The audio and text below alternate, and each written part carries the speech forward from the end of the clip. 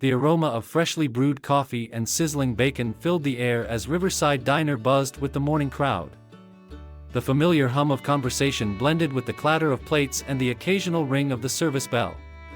It was a routine start to another busy day, and Sophie Harper weaved effortlessly between the tables, balancing plates and refilling coffee mugs with a well-practiced grace.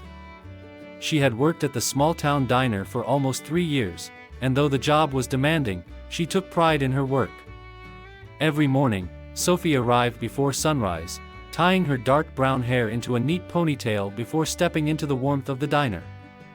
The locals knew her well, farmers grabbing breakfast before heading to the fields, elderly couples who had been eating at the same booth for years, and high school students cramming in last-minute homework before school.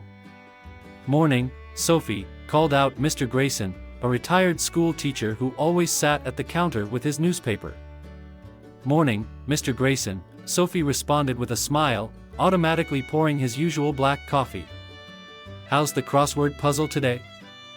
"Still trying to figure out a 6-letter word for kind-hearted," he mused, tapping his pen against the paper.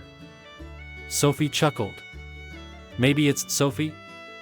Mr. Grayson laughed, nodding in agreement. "Could be." Despite the warmth of these small interactions, Sophie carried a silent burden. Her wages barely covered rent and bills, and she had been skipping meals to stretch her money further. She had dreams, big ones, but reality had a way of keeping her grounded. Her boss, Mr. Lancaster, was less friendly than her regular customers. A man in his late 50s, he had sharp, calculating eyes that always seemed to be scanning the room for inefficiencies. Profit was his only priority, and he had little patience for what he called unnecessary kindness. "Table 6 is still waiting on their order, Sophie," Lancaster barked as he passed by, not bothering to look at her. "I'm on it," she replied, already rushing back to the kitchen. Her co-worker, Liam, gave her a sympathetic glance as he stacked plates by the sink. "He's in a mood today," he muttered. Sophie sighed. "Isn't he always?" Liam grinned. "True." As the morning rush began to slow, Sophie took a rare moment to breathe. She glanced out the diner's large glass window, watching the world move outside. Cars passed along the main street, and a few kids rode their bikes toward the park. It was a peaceful small town, where everyone knew everyone, the kind of place where kindness should matter. But Sophie knew better than to expect kindness from Lancaster. And before the day was over, she would be reminded just how little kindness mattered to him. The afternoon sky had turned a soft shade of gray, a sign that rain was on its way. Sophie adjusted her apron as she stepped out the back door of Riverside Diner, taking in the cool breeze that carried the scent of damp pavement. It was her usual 5-minute break, a short moment of peace before the dinner rush began. As she leaned against the brick wall, letting out a tired sigh, a faint whimper caught her attention. Her brows furrowed as she scanned the alleyway beside the diner. Between an overturned trash bin and a stack of old wooden crates, a small, shivering puppy huddled in the corner. The poor thing was barely more than skin and bones, its light brown fur matted with dirt. Its tiny ribs were visible beneath its thin coat, and its dark eyes held a mixture of fear and desperation. The sight made Sophie's heart tighten. "Oh, you poor thing," she whispered, kneeling down slowly so she wouldn't scare it away. The puppy flinched but didn't run. It simply lowered its head, as if surrendering to whatever fate had in store. Sophie bit her lip. She had always had a soft spot for animals, especially strays. Growing up, her family had never been able to afford a pet, but she had always dreamed of taking in a dog of her own one day. She glanced back toward the diner's window. Mr. Lancaster would lose his mind if he saw this. He had a strict rule against feeding strays, claiming it would attract trouble. But how could she just leave this little one out in the cold? Making up her mind, she stood and hurried back inside, heading straight to the kitchen. Liam, her co-worker, raised an eyebrow as she grabbed a small bowl and scooped some leftover soup into it. "Let me guess," he said with a smirk. "You found another sad animal." Sophie grinned sheepishly. "You know me too well." Liam sighed but didn't stop her. "Be careful. If Lancaster sees. I know, she whispered, already slipping back out the door. The puppy's ears perked up slightly as she approached again. Slowly, she placed the bowl of warm soup a few feet away and stepped back, giving the little one space. It's okay, buddy, she murmured. You're safe. The puppy hesitated, then took a cautious sniff. The smell of food must have been too tempting to resist because, within seconds, it was lapping up the broth eagerly. Sophie felt a lump form in her throat. How long had it been since this tiny creature had eaten a proper meal? She reached out, but the puppy instinctively shrank back.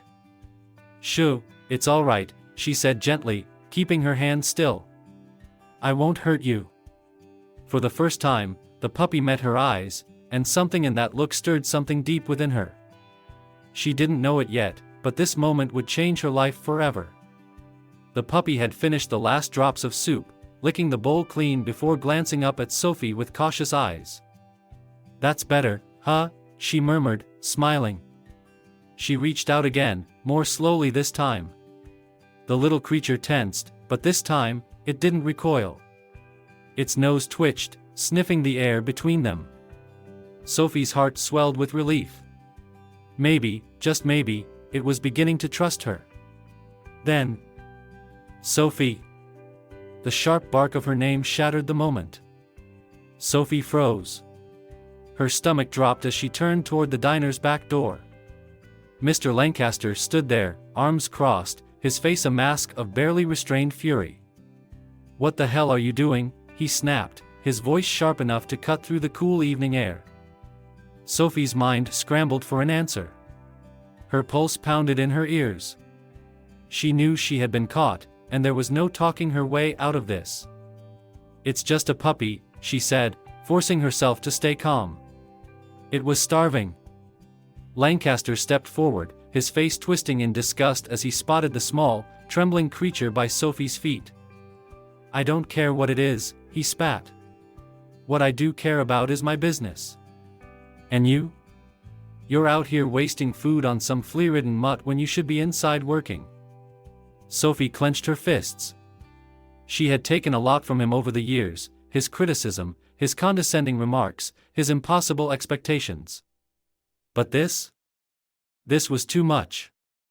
It was leftover soup, she shot back. No one was going to eat it, and this little guy was starving. Lancaster scoffed. That's not the point. The point is you're feeding a stray right outside my diner. Do you know what that looks like to customers? Disgusting. Unsanitary. Sophie's breath hitched. Disgusting? He was talking about a helpless animal like it was nothing. I don't see how basic compassion is bad for business, she said, her voice shaking with frustration. Lancaster's jaw tightened. You don't see how? Let me spell it out for you. You think people want to eat here knowing some dirty mutt is hanging around? You think they'll want to come back if they see a waitress wasting food on a street rat? Sophie felt her blood run cold. She looked down at the tiny puppy, still curled up against the wall, watching the exchange with wide, frightened eyes. It didn't deserve this. You don't have a heart, do you? She whispered, the words slipping out before she could stop them. Lancaster's eyes flashed. What did you just say to me? Sophie lifted her chin. You heard me. Silence. The air between them crackled with tension. A part of her knew she should back down, apologize, swallow her pride like she always did. But another part, a part that had been buried for too long, refused. Lancaster's face darkened. She had crossed the line. You know what, Sophie, he said, his voice chillingly calm. Since you're so concerned about that mutt's well-being, why don't you go join it? Sophie's breath caught in her throat. What? You're fired, Lancaster said, his lips curling into a smug smile. Get your things and get the hell off my property. For a moment, everything stopped. The clatter of dishes inside the diner faded. The murmur of customers disappeared. The world shrank down to this one moment where Sophie's life was suddenly unraveling. She wanted to argue, to fight back, to tell him exactly what she thought of him. But what was the point? Her hands curled into fists, but she forced herself to stay still. Losing her temper wouldn't change anything. Liam had appeared in the doorway, his face pale. He wanted to say something, she could see it in his eyes, but there was nothing he could do. Taking a deep breath, Sophie turned to the puppy. She bent down, scooped it into her arms, and held it against her chest. It squeaked in surprise but didn't resist. She looked back at Lancaster one last time. "You'll regret this," she said quietly. Then she turned and walked away. The night air was colder than before as she made her way down the street, Lucky, a name that had come to her in that moment, tucked against her chest. But Sophie didn't feel lucky. She felt lost. No job. No income. No idea what to do next. She glanced down at the tiny life in her arms. "We're in trouble, buddy," she murmured. "Big trouble." Lucky let out a tiny sigh, nestling closer into her warmth. Sophie swallowed hard. She had no idea how she was going to take care of him. But one thing was certain. She wasn't going to give up. The night was growing colder, and the drizzle that had been threatening to fall all afternoon finally started, misting the air with a damp chill. Sophie pulled her thin sweater tighter around her shoulders as she sat on a worn wooden bench in the town square, Lucky curled up in her lap. Her hands absent-mindedly stroked his soft fur, her mind racing. What was she going to do? Rent was due in a week. She had no savings, no job, and no backup plan. She could scrape by for a little while, but she had no idea how to take care of a puppy on top of everything else. A small sigh escaped her lips. Lucky whined softly, nuzzling into her hand as if sensing her distress. "It's just you and me now," she murmured. "Guess we're both strays now, huh?" She didn't notice the man watching her from a few feet away. Daniel Kingston, dressed in a crisp navy blue blazer and dark slacks, had been passing through the square on his way home from a meeting when he spotted her. He had seen the whole scene at the diner, the confrontation, the firing, and Sophie walking away with the tiny dog in her arms. Something about it had stopped him in his tracks. Now, as he observed her sitting there, shivering but still holding the puppy with so much care, he felt compelled to step in. Clearing his throat, he took a step forward. "You have a good heart." Sophie startled, gripping Lucky protectively as she turned toward the voice. A tall man with graying dark hair and kind eyes stood before her. "Sorry," he said, holding up his hands to show he meant no harm. "I didn't mean to scare you." Sophie narrowed her eyes. "Do I know you?" He gave a small, apologetic smile. "Not exactly. But I was at the diner earlier. I saw what happened." Sophie tensed. The last thing she needed was a stranger reminding her of the most humiliating moment of her life. "Look, if you're here to lecture me about feeding strays." "I'm not," he interrupted gently. "Actually, I wanted to help." That made her pause. "Help?" "I'm Daniel Kingston," he continued, stepping closer. "I work with the city council, and I run an animal welfare initiative. I couldn't just walk away after seeing what happened." Sophie blinked. "A council member? An animal advocate?" She eyed him warily. "I appreciate the concern, but I don't need charity." Daniel chuckled. "Good, because I'm not offering charity. I'm offering an opportunity." That caught her attention. He glanced down at Lucky, who was now watching him with cautious curiosity. "First, let's get him checked out. I know a vet who can make sure he's okay." "My treat." Sophie hesitated. She had just lost everything, her job, her security, her dignity. Could she really afford to trust a stranger? But then she looked at Lucky, so small, so vulnerable, and she knew she couldn't afford not to. With a deep breath, she nodded. "All right." Daniel smiled. "Come on, then. Let's make sure your little friend gets the care he needs." As they walked toward Daniel's car, Sophie still wasn't sure what was happening. All she knew was that, for the first time since leaving the diner, hope didn't feel so impossible anymore. The clinic smelled of antiseptic and freshly laundered towels. As Sophie sat in the small waiting area, Lucky nestled in her lap, a strange mix of exhaustion and relief washed over her. Dr. Evelyn Carter, a soft-spoken veterinarian with silver-streaked hair, had just taken Lucky inside for a full examination. Daniel had covered the cost without hesitation, brushing off Sophie's protests. "You've done enough for him already," he had said. "Let me help." Sophie wasn't used to this, people stepping in without expecting something in return. It felt strange. Unfamiliar. Her thoughts were interrupted when her phone buzzed. At first, she ignored it, figuring it was just another bill reminder she didn't want to deal with. But then it buzzed again. And again. Frowning, she pulled it from her pocket. 30 new notifications. Her stomach twisted. What now? She tapped on the first message and felt her breath catch. "Sophie, are you okay?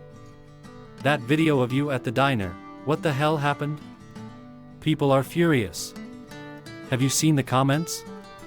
Her fingers trembled as she clicked on the link someone had sent her. A video popped up. The thumbnail alone made her stomach drop. It was her, standing in the back alley, Lancaster looming over her, his face twisted in anger. The caption read, "Waitress fired for feeding a stray puppy, heartless boss exposed." Sophie's throat went dry. Liam. He must have filmed the entire thing. With shaking hands, she pressed play. The footage was clear, raw, and brutal. It captured everything: the way Lancaster had barked at her, the way he spat insults about Lucky, the way he sneered when he fired her.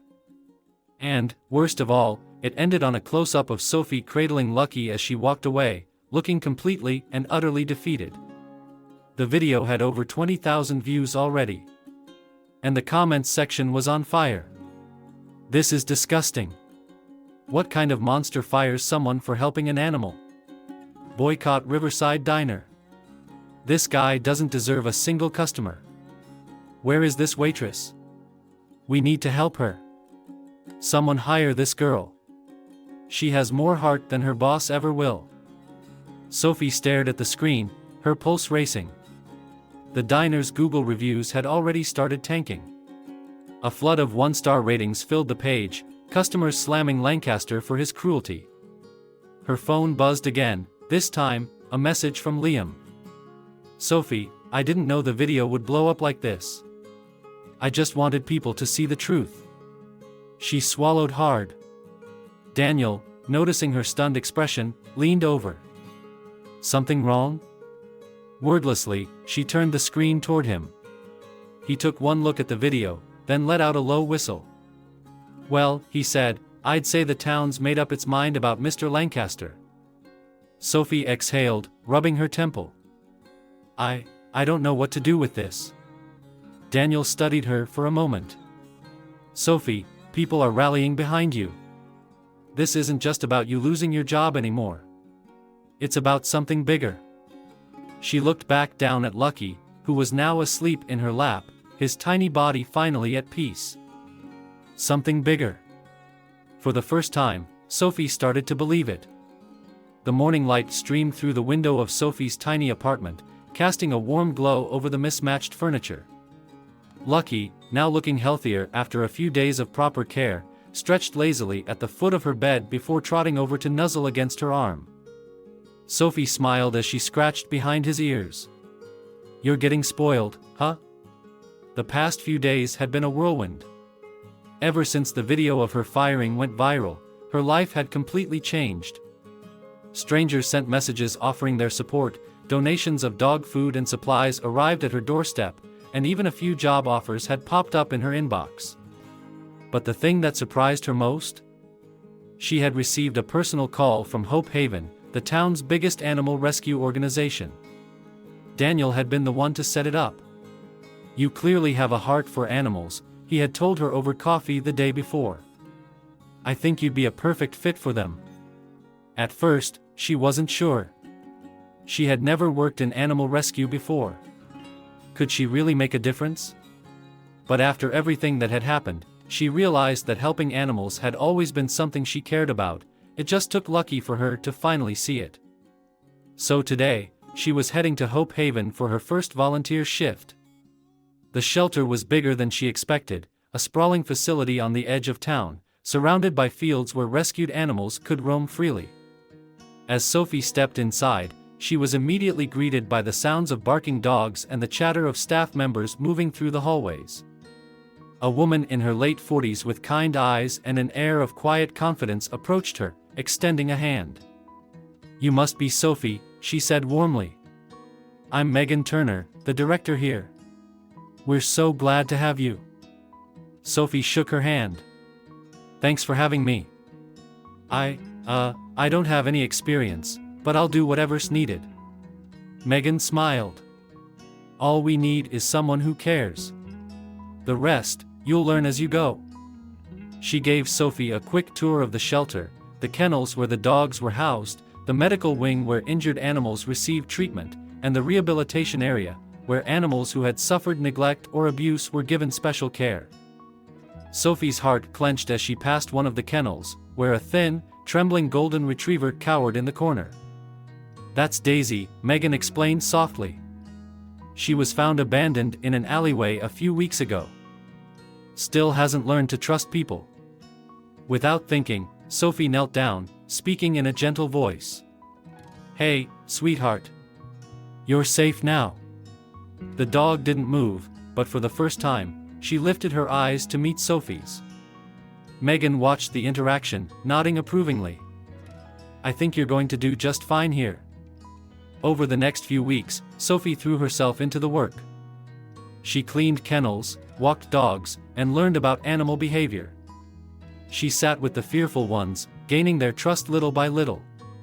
She bottle-fed tiny kittens, assisted in adoption events, and even started helping Megan with social media campaigns to raise awareness. But what surprised her the most was how fulfilled she felt. For the first time in her life, she wasn't just working to survive. She was doing something that mattered. One evening, as she was finishing up, Daniel stopped by the shelter. "I see you've settled in," he said, nodding toward the group of dogs she had been playing with. Sophie grinned. "I think I've found my place." Daniel smiled, but there was something else in his expression, a challenge. "Then maybe it's time you take it a step further." Sophie raised an eyebrow. "What do you mean?" He handed her a petition. "It's a proposal for a new city ordinance that would improve protections for stray animals," he explained. "Harsher penalties for abandonment, more funding for shelters. We've been fighting for this for years, but the city council won't budge." Sophie looked down at the stack of papers. "And you think I can help?" "I know you can." Daniel leaned forward. "People listen to you, Sophie. They saw what you did for Lucky. They saw how unfair Lancaster was. You represent something bigger now. If you speak up for these animals, people will follow." Sophie swallowed. This was new territory. She had never been one to speak publicly, let alone take on city politics. But then she thought of Daisy, still too afraid to come out of her kennel. She thought of all the animals who didn't have a voice. And just like that, she made up her mind. She took the petition from Daniel's hands. "I'm in." Sophie had expected some backlash from Mr. Lancaster after the video of her firing went viral, but she hadn't anticipated just how far he would go to retaliate. At first, it was small things, nasty rumors spreading around town, customers whispering when she walked by. But soon, the situation escalated. One morning, as she arrived at Hope Haven, Megan met her at the door with a worried expression. "We got a letter," she said, handing Sophie an envelope. Sophie took it, her pulse quickening. Inside was a formal legal notice. A lawsuit. She scanned the words, her stomach twisting. Defamation. Lost business. Financial damages. Lancaster was suing her for destroying his reputation and inciting a boycott against the diner. Sophie felt her legs weaken. This can't be real. Megan sighed. It is. He's claiming that your actions cost him thousands in revenue. Sophie's head swam. She hadn't asked for any of this. She hadn't told people to boycott his business. She had just done the right thing. What do I do? She whispered. Before Megan could answer, the shelter doors swung open. Daniel walked in, his face unreadable, holding his phone in one hand. Sophie, we have a problem. She exhaled shakily. Let me guess. You saw the lawsuit. Daniel nodded. And Lancaster isn't stopping there. He's been calling people on the city council, trying to block our proposal for the Animal Protection Ordinance. He's using this as leverage, saying that if the city sides with you, it'll look like they're rewarding a troublemaker. Sophie's blood boiled. He's afraid, Daniel continued. Afraid of how much support you have. Sophie gritted her teeth. Lancaster thought he could scare her into silence. Thought she would just back down. But he had underestimated her. What are my options? She asked, forcing her voice to stay calm. Daniel sat beside her, his tone measured. We fight back. I have a lawyer who can take this on. It's a scare tactic, nothing more. Sophie hesitated. She had never been the kind of person to draw attention to herself, to push back against someone like Lancaster. But then she thought about the animals at the shelter, the ones who had no voice. And she made a decision. Okay, she said firmly. Let's fight. The town hall was packed. Every seat was filled, and people lined the back wall, murmuring in hushed tones. Some clutched signs that read, "Protect the Strays," and "Justice for Sophie." Others, mostly business owners, sat with their arms crossed, clearly skeptical of the proposed ordinance. At the front of the room, the city council members sat behind a long wooden table. At the center of them was Councilman Evans, the head of the committee, flanked by Daniel Kingston on one side and Mr. Lancaster on the other. Sophie took a deep breath as she stepped up to the podium. This was it. She cleared her throat. Thank you for letting me speak today. A microphone crackled, amplifying her voice to the entire room. I never thought I'd be here, she admitted. I never saw myself as an activist or someone who stood at a podium, asking for change. But a few weeks ago, I lost my job, because I chose to help a starving puppy. Murmurs rippled through the crowd. That moment changed my life. And it made me realize something. She looked around, making eye contact with as many people as she could. We can do better. She gestured toward Hope Haven's director, Megan, who sat near the front. Every day, animal shelters like Hope Haven work tirelessly to rescue wildlife and abandoned animals. But without proper support, they can only do so much. She turned to the council. That's why I'm here. We're proposing an ordinance that will introduce stricter laws against abandonment, increase funding for shelters, and provide businesses with an incentive to donate unused food to rescues. Applause erupted from the supporters, but it was quickly drowned out by Lancaster's sneering voice. This is ridiculous, he scoffed, standing to address the room. We're talking about stray animals, not people. And now we're supposed to divert city funds, funds that should be going to actual human issues, to feed a bunch of mutts? A few business owners nodded in agreement. Sophie's stomach twisted. She had expected resistance, but hearing it out loud still stung. Daniel stepped in. No one is saying human welfare isn't important, he countered. But kindness isn't a limited resource. The reality is, ignoring the problem only makes it worse. Stray populations grow, shelters become overcrowded, and these animals suffer. Lancaster rolled his eyes. If someone wants to waste their time rescuing stray animals, fine. But don't expect the rest of us to pay for it. Sophie stepped forward. Then what's your solution, Mr. Lancaster? Let them starve? Let them suffer on the streets? He scoffed. It's nature. Silence hung in the air. Sophie tightened her grip on the podium. No, It's not. It's neglect. And we have the power to change that. Councilman Evans leaned forward, studying Sophie carefully. Then he turned to the crowd. We've heard both sides, he said. It's time to vote. Sophie's heart pounded. This was it. One by one, the council members raised their hands. 5 votes in favor. 2 against. The ordinance had passed. The room erupted in cheers. Sophie let out a breath she hadn't realized she was holding. They had won. And the town would never be the same again. The town hall decision had sent shockwaves through the community. The ordinance passed, but the damage to Lancaster's reputation was undeniable. His diner, once a bustling hub, now sat nearly empty. The boycott had taken its toll, and even his most loyal customers had begun to distance themselves. Bad press, angry online reviews, and public backlash had made Riverside Diner a place people actively avoided. Lancaster sat in his office, staring at the untouched plate of food on his desk. For the first time in years, he felt uncertain. He had spent so long focusing on profit margins and efficiency that he had forgotten what really mattered. When had he become so cold? A knock at his door pulled him from his thoughts. Sophie stood in the doorway, Lucky sitting obediently by her side. I was surprised you called, she said, stepping inside cautiously. Lancaster sighed, rubbing his temples. Let's just say, recent events have made me rethink a few things.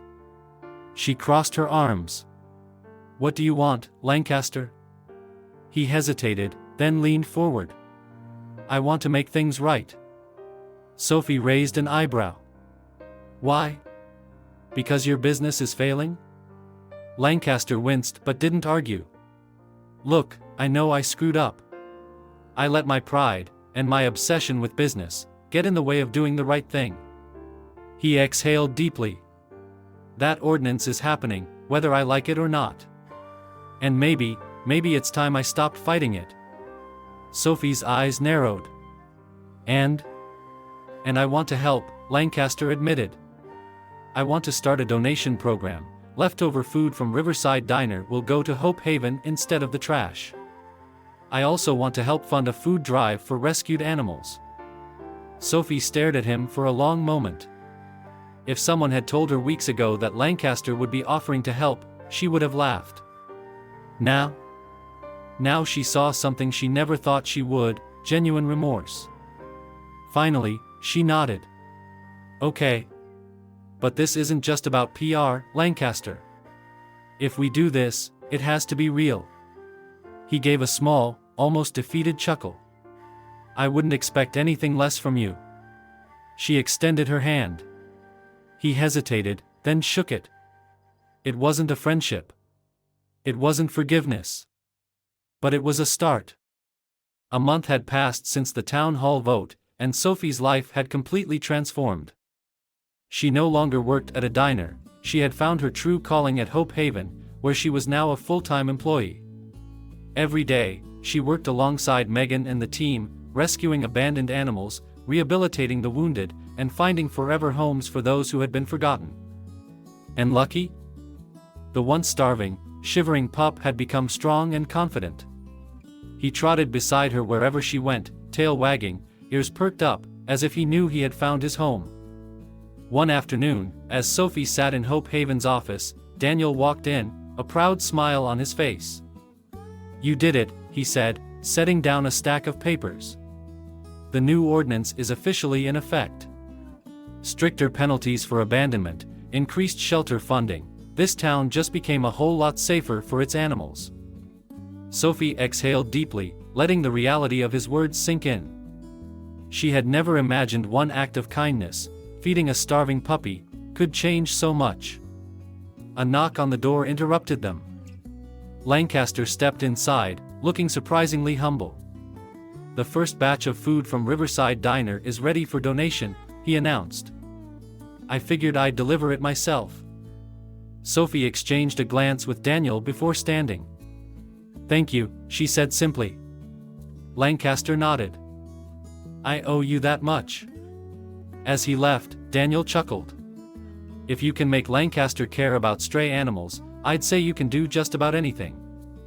Sophie smiled. Maybe he was right. She had lost her job. She had faced humiliation. She had been threatened with lawsuits and pushed into a fight she never planned for. But in the end, she had found something greater than a paycheck. She had found her purpose. She knelt down, scratching Lucky behind the ears. Ready for our next adventure, buddy? Lucky barked happily, and Sophie laughed. She didn't know what the future held. But one thing was certain, this was just the beginning.